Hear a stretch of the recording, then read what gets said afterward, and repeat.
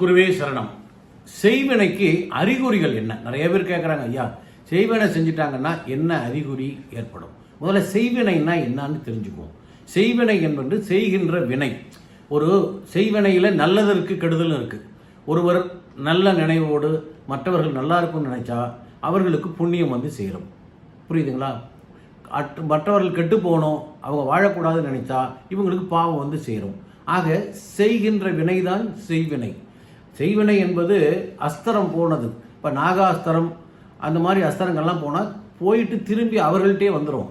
செய்வினை என்பது செய்கின்றவர்களுக்கு ஒரு நேரத்திலே திரும்ப வந்து பாதிப்புகள் உண்டாகும். நாங்கள் குருகுலத்திலலாம் படிக்கும் பொழுது என் குருமார்கள் சொல்லுவாங்கப்பா, செய்வினையை எடுக்க கற்றுக்கொள்ளுங்கள், வைப்பதற்கு கற்றுக் கொடுக்க மாட்டேன் அப்படின்னு சொல்லிட்டாங்க. அதனால் செய்வினை செய்ததை எடுத்துடலாம். செய்வினையில் என்னென்ன அறிகுறிகள் வரும் அப்படின்னாக்கா, அதாவது உடம்பு முடியாமல் போவாங்க சில பேர், அதையே செய்வினைன்னு சொல்லுவாங்க சில பேர். அப்படிலாம் கிடையாது. செய்வினை பாதிக்கப்பட்டால் முதல்ல தூக்கம் வராது, சரியான சாப்பாடு இருக்காது, அதே மாதிரி புரண்டு புரண்டு படுத்துக்கிட்டு இருப்பாங்க, யாருக்கிட்டையும் சிரித்து பேச மாட்டாங்க, கோயிலுக்கு போக மாட்டாங்க, கூடுமானவரை கோயிலை வந்து அவாய்ட் பண்ணுவாங்க, சுபகாரியங்களுக்கு போக மாட்டாங்க, வீட்டில் பள்ளி இருக்காது. புரியுதுங்களா?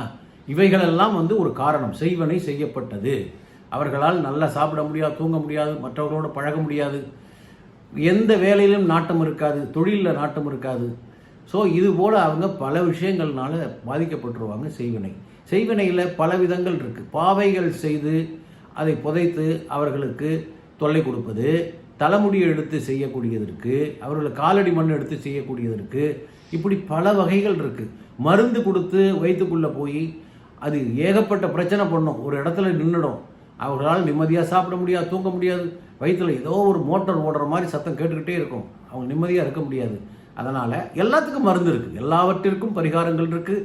இதையெல்லாம் சொன்ன முன்னோர்களே சொல்லியிருக்காங்க நமக்கு அந்த என்ன செய்யலாம்னு.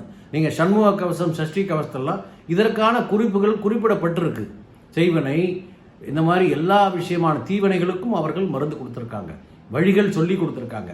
அதனால் செய்வினை என்பது ஒருத்தன் பொறாமையினால், ஒரு நல்ல எதிர் வீட்டுக்காரன் ஓகோன்னு இருக்கும்போது அவர்கள் மீத கோபத்தினால, பொறாமையினால் செய்யக்கூடிய விஷயம்தான் செய்வினை. அதனால் அதை எடுப்பதற்கு பல வழிமுறைகள் இருக்குது. செய்வினைகளை எந்த மாதிரி செய்வினை பாதிக்கப்பட்டிருக்காங்கன்னு பார்த்து நாடி பிடிச்சி பார்க்கணும், பிரசன்னம் பார்க்கணும், ஜாதகத்தை பார்க்கணும். ஜாதகத்திலும் செய்வினையினுடைய அந்த சாராம்சங்கள் இருக்கும். அதை கண்டுபிடிச்சு அதற்குரிய எளிய முறை பண்ணோம்னா செய்வினையிலிருந்து தப்பிச்சு எல்லாரையும் மாறி சந்தோஷமாக வளமோடு நலமோடு வாழ்வார்கள். சரிங்களா? சப்ஸ்கிரைப் பண்ணுங்கள். வணக்கம்.